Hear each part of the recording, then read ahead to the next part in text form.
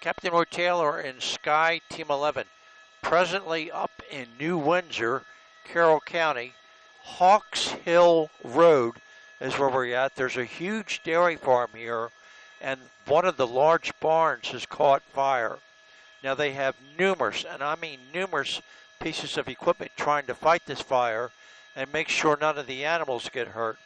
But the problem is that what's starting to burn now is hay and corn and ancillary buildings around the initial fire building.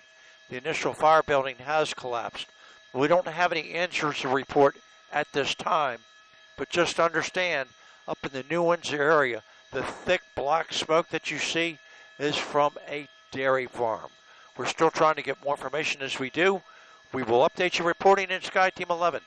I'm Captain Roy Taylor.